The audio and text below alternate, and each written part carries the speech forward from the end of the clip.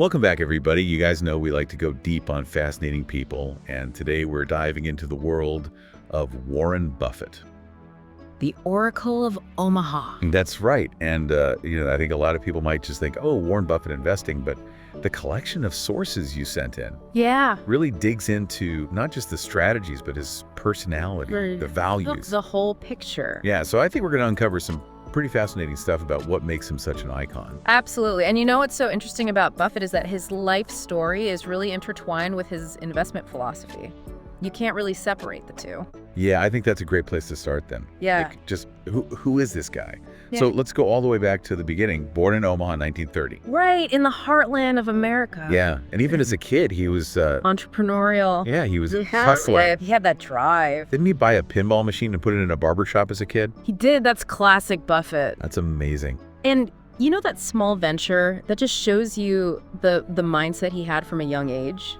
Yeah. That grew. He sold it for a profit. By the time he graduated high school, he had $9,000 saved up. Which in those days, That's a fortune. that's an incredible amount of money for a teenager. Especially back then. Yeah, absolutely. And it wasn't just that, like, he shorted AT&T stock in high school just to kind of mess with his teachers who all owned it. Oh, yeah. He liked to poke the bear a little bit. That's pretty bold. It is. And it reveals a key aspect, I think, of his personality, that contrarian streak. He's not afraid to go against the grain. Yeah. Think differently, challenge the conventional wisdom, and that served him well. For sure. So now he goes off to college, goes to Wharton for a bit, Briefly. but felt like he wasn't really learning anything. Yeah, he was not impressed. That's a pretty strong statement to make about an Ivy League school. It is. It suggests that he was even early on looking for practical knowledge, right? He wanted to understand how things actually worked, not just the theory, Yeah. not just what the textbook said. He wanted to get his hands dirty. Exactly. So he ends up transferring to the University of Nebraska graduates in 3 years. That's impressive. Very efficient. And then get this, Harvard Business School rejects him. Can you imagine? Imagine getting that rejection letter. It's pretty amazing, right? It shows you that the conventional paths to success don't always apply. Yeah. Sometimes you got to forge your own way. And he ended up at Columbia University studying under the legendary Benjamin Graham, Yo, gee. the father of value investing, right? Author of The Intelligent Investor, one of the most influential investment books of all time. That's the book that Buffett credits with, like, totally changing his worldview. Yeah, he was only 19 when he read it and described it as an epiphany, like seeing the light. He went from investing with his glands to investing with his head. Right, from the gut to the brain. What did Graham teach him that was so transformative? Well, Graham's book emphasizes a value investing approach. It's all about seeking out those undervalued companies, the ones whose intrinsic worth is greater than their current market price. So it's not about, like, chasing the hottest stock or following the crowd. Now, it's about doing your homework right, understanding the fundamentals of a business, and being patient. And that's where that famous buy a dollar for 40 cents principle comes in, right? Exactly. That's the core of value investing, finding those hidden gems, the companies that are overlooked or misunderstood by the market. And Buffett has a real knack for finding those. He does. He's got a nose for value. He also talks a lot about Mr. Market. I remember reading about that in The Intelligent Investor. It's one of Graham's analogies that I think really helps explain how to approach the market, right? Mr. Market is brilliant. It's a way to personify the stock market, right? Graham imagined Mr. Market as this emotional, often irrational character who shows up at your door every day, offering to buy or sell you shares at a certain price. And some days he's making sense, and some days he's totally off his rocker. Exactly. And the key is don't let his moods dictate your decisions. Yeah. You have to focus on the underlying value of the business, not the short-term fluctuations. Right, because he might be offering you pennies on the dollar when really it's worth much more. Exactly. He has a great quote, "The stock market is a device for transferring money from the impatient to the patient." Classic Buffett right there. Yeah, that's a long game. Long game, exactly. He's not interested in quick flips or getting rich quick here. He buys companies with the intention of holding them forever, as he puts it. And that's a very different mindset. It is a very different mindset. It's about sustainability. It's about finding businesses that can weather the storms and continue to generate value for decades to come. Not all businesses are like that. No, they're not. And that's why he's so selective. He's very clear about sticking to your circle of competence. Yeah. What exactly does that mean? It means focusing on what you know, right? Don't invest in industries or companies that you don't understand. Stay in your lane. Stay in your lane. Buffett himself has admitted to missing out on huge opportunities because they were outside his circle of competence. He famously avoided tech stocks for years. Now, later on, he did invest in Apple, but that was after he had taken the time to really understand the business. So even the Oracle of Omaha Even the Oracle admits he can't know everything. Right. He's not afraid to say, I don't know. But wouldn't it be hard? Sure. Wouldn't you feel like you're potentially missing out on some great investments? Well, it's a trade-off, right? By focusing on his strengths and staying within those areas of expertise, he minimizes his risk and maximizes his chances of success. Yeah, you don't need to hit every home run. Exactly. You just need to avoid striking out. It's not just about intelligence. It's also about self-awareness. Absolutely. Knowing your limits is just as important as knowing your strengths. And that humility, I think, is a big part of what makes him so successful. I agree. He's not afraid to say, I don't know, or I made a mistake. He's constantly learning and evolving. And that kind of leads into his personality, because for someone who's worth billions, Yeah. he's surprisingly down to earth. Wouldn't you say he famously said, I can't think of anything in life I want that I don't have? He's content, right? He doesn't measure success by material possessions. Yeah. He still lives in the same modest house in Omaha that he bought back in 1958 for $31,500. That's unbelievable. It's incredible. And he has these simple pleasures like his love of dusty sundaes, ice cream with chocolate syrup and malted milk powder. Mhm. He even justifies the calories with this mathematical calculation. It's kind of cute. It's endearing, right? He's got this playful, almost childlike way of looking at the world. That's really cool. And he loves bridge, right? He's a serious bridge player. We even had a bridge coach at one point. Wow. And it's a game that requires, strategy logic, the ability to read your opponents. You can see how those skills would translate to investing. For sure. And he's also known for his humor, right? Oh, yeah. That dry wit, and he loves to tell stories. Yeah. He uses all these analogies to explain these complex financial topics. It's almost like he's a teacher at heart. I think he is a teacher at heart. Yeah. He enjoys making things understandable and accessible to people. Do you think that's deliberate? Do you think that's a way to kind of make these financial concepts, more approachable? I think there's definitely a deliberate aspect to it. He knows that humor and storytelling can make information stick, but it's also genuine. He enjoys making people laugh. Right. He enjoys helping them understand things better. So it's not just about being smart. No. It's about being able to communicate effectively, Absolutely. which is a skill that we can all learn from. In any field, the ability to connect with people, to explain things in a way that they can understand and relate to, that's essential. Totally. Okay, so we've talked about his early life, Uh-huh. his investment philosophy, Right. a bit about his personality. Let's move on to his values. Yeah. He's often quoted as saying, honesty is a very expensive gift. Don't expect it from cheap people. Yeah, he's got a way with words. Yeah, that's a pretty powerful statement, don't you think? It is, and it speaks to his core belief in integrity, right? He walks the talk, too.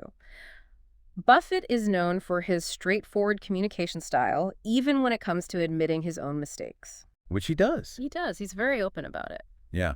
And that honesty and transparency, I think, is a big part of building trust Absolutely. and long-term success. For sure. And that ties into his loyalty, right? He's known for sticking with the managers and the companies that he trusts, even through tough times.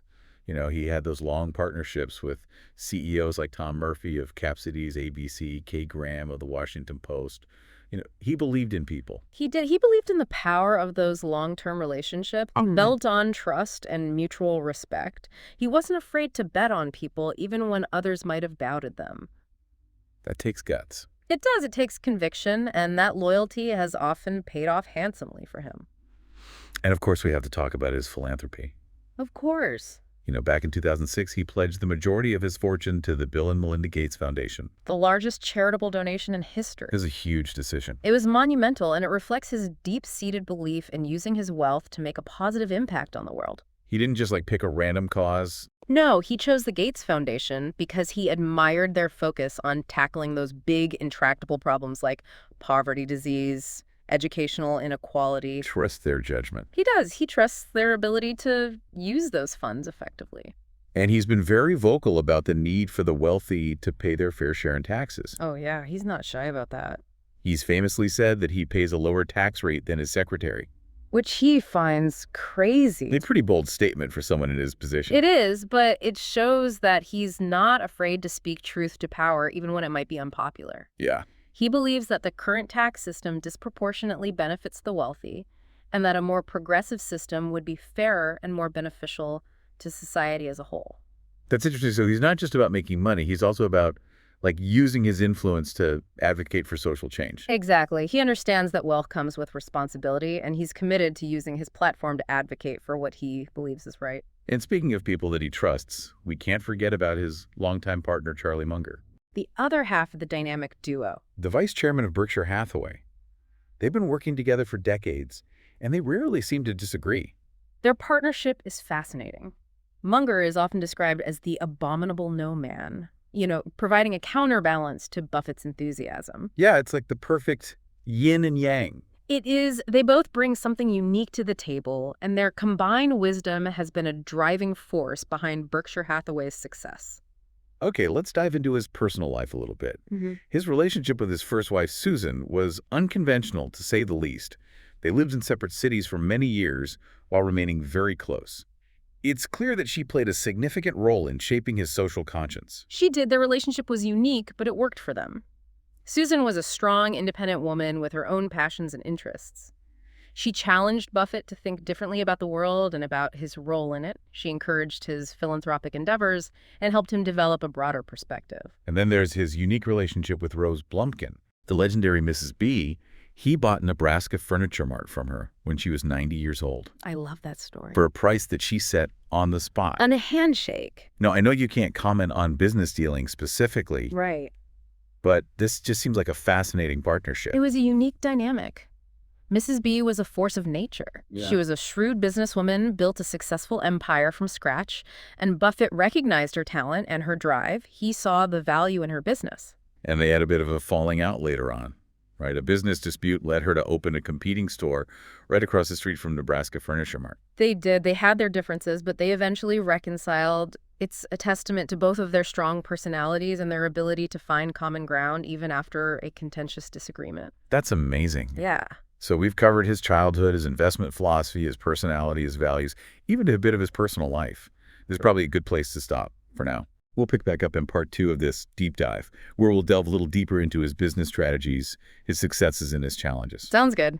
I'm ready when you are. So we left off talking about kind of the people in Buffett's life and the relationships. Yeah. But let's get back into kind of what makes his approach to investing so unique. And, it's more than just finding undervalued companies. It's really understanding the difference between price and value. Right, and he does have that famous quote, price is what you pay, Yeah, value is what you get. exactly. So how does he actually go about finding these companies? Well, he looks for companies with, strong earnings, a durable competitive advantage, what he calls a moat. A moat. Yeah, like a castle, right? Yeah. A protective barrier and, crucially, honest and competent management. He really emphasizes the people. Oh, absolutely. He believes that the people running a company are just as important as the numbers on a balance sheet. Yeah, and then there's that analogy he used in his earlier days, the use cigar butt approach, which sounds kind of Yeah. gross. It's a little bit colorful, but it gets the point across. Yeah. He compares it to finding a discarded cigar with one puff left. You might not enjoy the whole smoke, but you get that last puff for free. So it's a way of describing his strategy of finding those deeply undervalued companies that still had some potential left in them. So he was willing to dig through the bargain bin, so to speak. Exactly. Looking for those hidden gems. But he's evolved over time, right? He doesn't just look for those cigar butts anymore. That's right. He's acknowledged that his partner, Charlie Munger, helped him to see the value in investing in higher quality businesses, even if they don't come at a bargain basement price. Yeah. Sometimes it's worth paying a premium for an exceptional company with a strong competitive advantage and a long runway for growth. Yeah. It makes sense. You think about it, holding on to a great company for the long term. Right. It could be way more profitable than just constantly trying to find the next, Chasing the next deal. the next cheap deal. Exactly. And this evolution in his thinking shows that he's not dogmatic. He's willing to learn and adapt his approach as the market changes. Yeah, now we got to talk about the shareholder meetings. Oh, the legendary shareholder meeting. People come from all over the world to hear him speak. It's a pilgrimage. What makes them so special? Well, it's more than just a financial presentation. It's an event. People call it Woodstock for capitalists. I love that. Tens of thousands of people gather in Omaha every year to hear Buffett and Munger share their insights, answer questions, talk about their vision for Berkshire Hathaway. So what is it about Buffett that draws these massive crowds? It's a combination of things. It's his brilliance, his humor, his accessibility. It's not just about his track record. I mean, there are plenty of successful investors out there. Right, but he can explain complex financial concepts in a way that anyone can understand. He uses stories, analogies, even the occasional song Right. to make his points memorable. I've heard that he's really generous with his time, too. Like, he'll spend hours just answering questions from shareholders. He makes himself available to them. He wants them to feel like they're part of the Berkshire Hathaway family. It sounds more like a community gathering. It does. There's definitely a sense of community people who attend those meetings year after year. They feel like they're part of something special. Yeah, and they admire his values, right? Absolutely. His long-term vision, his commitment to building a company that's built to last. For sure. And speaking of Berkshire Hathaway, their portfolio is incredibly diverse. It is. They own everything from insurance companies like Geico to consumer brands like Dairy Queen See's Candies. Oh. It doesn't seem like there's any one theme to their investments. Well, the common thread is that they're all businesses that Buffett understands and believes in. He looks for companies with a strong competitive advantage, a history of profitability, and a management team that he trusts. He trusts those people. He does, and he's not afraid to go against the grain either. He famously avoided tech companies for years, but then he made a significant investment in Apple. So even the Oracle of Omaha can change his mind. Absolutely. He's not afraid to admit when he's wrong or to adapt his thinking as the world changes. The fact that he was willing to invest in Apple, a company that's very different from the traditional businesses he's typically invested in, shows that he's still learning and evolving. Yeah, he's got to stay current. Exactly. Now, one of the things that Buffett's known for is his focus on risk management. He has that famous quote, "Rule number 1 is never lose money.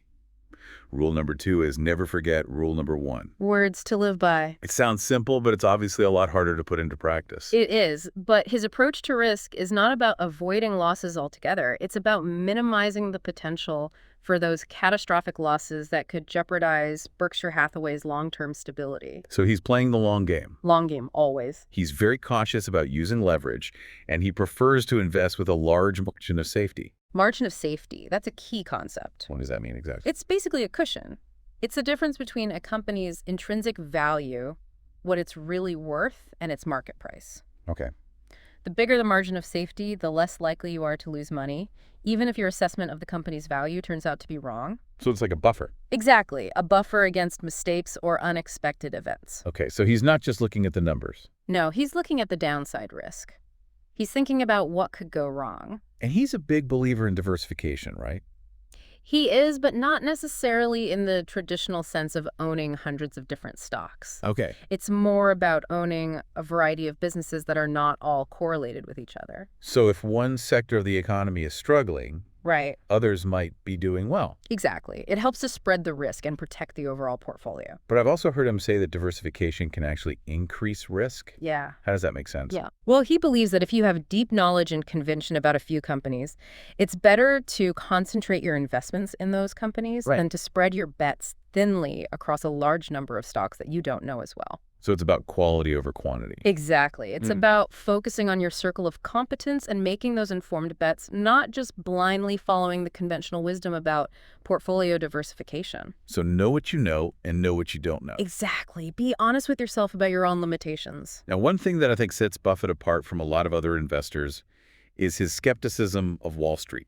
Oh, yeah. He's not a fan. He's been very critical of investment bankers, hedge funds, and what he calls that casino society mentality. Yeah, he believes that too much focus on short-term trading and speculation can lead to a disconnect from the real value that businesses are creating. Right, so it's all about the quick buck. Exactly, and he's advocated for policies that encourage long-term investment, such as a 100% tax on profits from stock sales held for less than a year. He believes that this would discourage that short-term speculation and encourage investors to focus on the long game.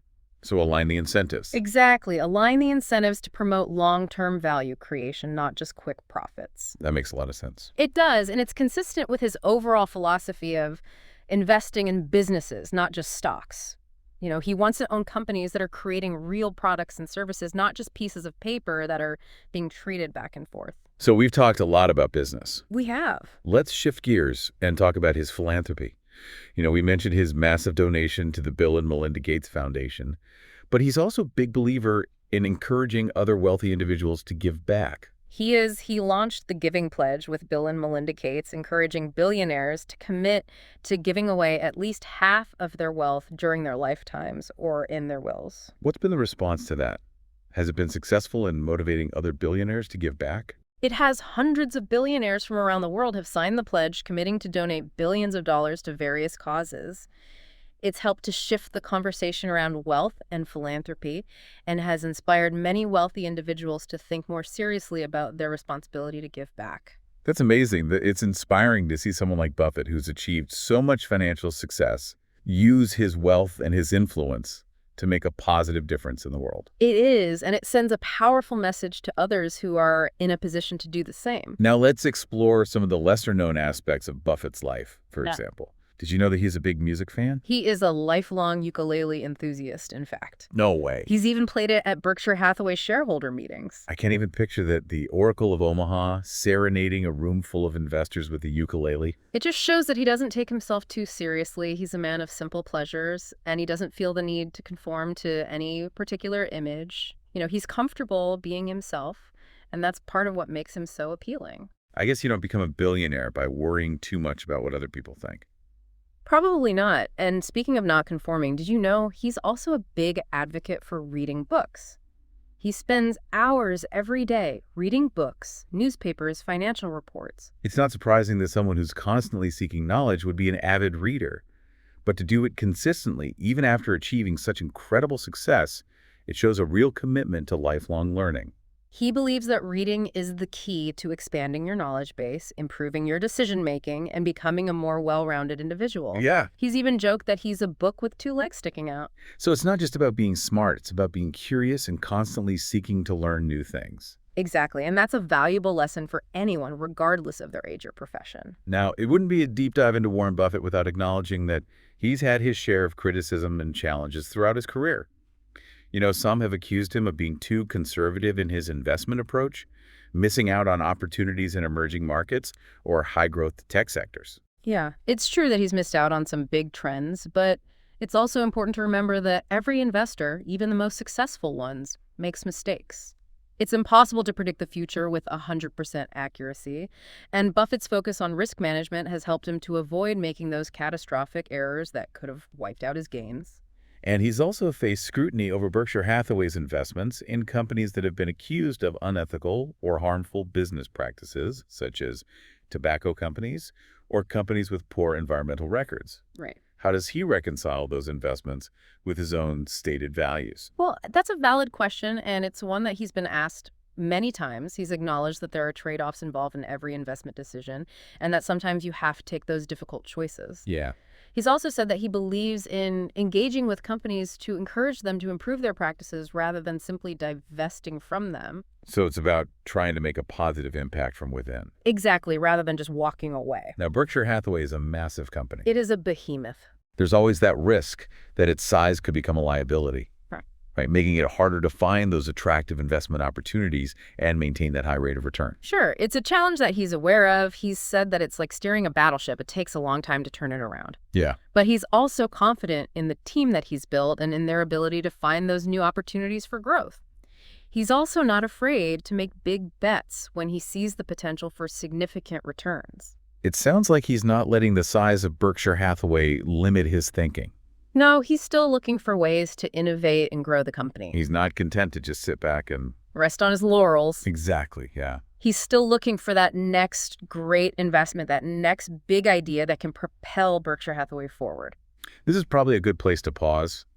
We've covered a lot of ground in this second part of our deep dive. We have. We've talked about his investment strategies, his approach to risk management, his views on Wall Street, his philanthropy, even some of his lesser-known interests, and the criticism that he's faced. Right. We've really gotten a more well-rounded picture of the man. And in the final part of this deep dive, we'll explore what we can learn from Warren Buffett and how his insights can be applied to our own lives, whether we're investors, entrepreneurs, or just individuals looking to live a more meaningful and fulfilling life. I think there's a lot we can all take away from his story. We've spent the last two parts of this deep dive really getting to know Warren Buffett, Mhm. his strategies, his quirks, his values. Yeah, the whole package. But what does it all actually mean for like the rest of us? Right. What can we learn from him, even if we're not, you know, running multi-billion-dollar companies? Yeah, that's the key question, isn't it? Because while very few of us will ever reach Buffett's level of, financial success, there are, I think, universal lessons to be gleaned from his journey. For sure, for sure. Yeah. So one of the things he talks a lot about is, having a long-term mindset. Patience, right? But in today's world, with everything moving so fast, how do we even begin to cultivate that kind of patience? It's a challenge for sure in our fast-paced, instant gratification culture. But Buffett's approach is all about tuning out the noise, Hmm. right? Ignoring those daily fluctuations in the market and just focusing on the underlying fundamentals of a business. Yeah. And that same principle can be applied to our personal and professional lives as well. Right. So instead of constantly chasing the next shiny object, Yeah. we should be, focusing on building something sustainable, something that can weather the inevitable storms that life throws our way. Exactly. It's about identifying your core values, setting clear goals, and then working steadily towards them, even when, progress seems slow or setbacks occur. Right. Just stay the course. Stay the course. And that ties into his emphasis on integrity. Right. He's always said that, honesty and reputation are paramount, but in a world where cutting corners and bending the rules often seems to be rewarded, how do we stay true to those principles? Well, it's not always easy, but Buffett's example shows that integrity is not just a moral imperative. It's actually a smart business strategy. People want to do business with those they can trust, right? Those who have a reputation for fairness and honesty. Yeah. And that trust, that reputation, it takes time to build. It does. It's like his investment strategy. Exactly. It's a long game. You can't build a solid foundation overnight. You can't fake it. Yeah, it takes consistent effort, a willingness to do the right thing, even when it's hard, and a commitment to transparency and accountability. Right. Walking the walk. Walking the walk. Now, another thing that strikes me about Buffett is his incredible ability to communicate these really complex ideas in a simple and engaging way. He's a master communicator. He's a master storyteller. He never talks down to his audience. Do you think that's something that can be learned, or is it just like a natural gift? Well, I think it's a combination of both, right? Buffett Yeah. certainly has a natural talent for communication, but he's also honed that skill over, decades of practice. He understands the power of analogy humor and clear, concise language to make information stick. Yeah, so even if we're not all born storytellers, we can improve our ability to connect with others by being more intentional about how we communicate. Absolutely. It's about being clear about your message, knowing your audience, and finding ways to make your ideas resonate with them. Yeah, find that common ground. Exactly. Now, Buffett's famous for saying that he, tap dances to work every day. He does. He clearly loves what he does, but most people don't have that luxury. How can we find joy and fulfillment in our work, even if it's not, our dream job? Well, I think the key takeaway from Buffett's example is to find something that you're passionate about, even if it's just a small part of your job. Okay. Focus on the aspects of your work that you enjoy, that challenge you, that make you feel like you're making a contribution. So it's about finding those little pockets of joy, those moments that make the work, feel worthwhile. Exactly. And don't be afraid to explore new opportunities to step outside of your comfort zone and to continue learning and growing throughout your career. Yeah, stay curious. Stay curious. It sounds like Buffett's approach to life, just like his approach to investing, is all about being adaptable, staying curious, and never stopping learning. He's a lifelong student, always stirring new knowledge, new perspectives, new ways to challenge his own thinking. Well, as we wrap up this deep dive, I'm curious, what's the one big takeaway that you hope our listeners will walk away with? Well, I think the most important lesson we can learn from Warren Buffett is that success is not just about making money, right? It's about living a life of integrity, purpose, and generosity. It's about finding joy in the journey, building meaningful relationships, and using your talents and your resources to make a positive impact on the world. And perhaps most importantly, it's about never losing that childlike sense of wonder and curiosity that drives us to keep learning, keep growing, and keep striving to be the best versions of ourselves. Beautifully said. Well, we've reached the end of our deep dive into the world of Warren Buffett. It's been a fascinating journey. It has been. We've covered a lot of ground, but as always, there's so much more to explore. Hopefully this has sparked your own curiosity and given you some new insights into, who Warren Buffett is and what we can all learn from his remarkable journey. It's been a pleasure diving deep with you. Until next time, Keep exploring, keep learning, and keep asking questions.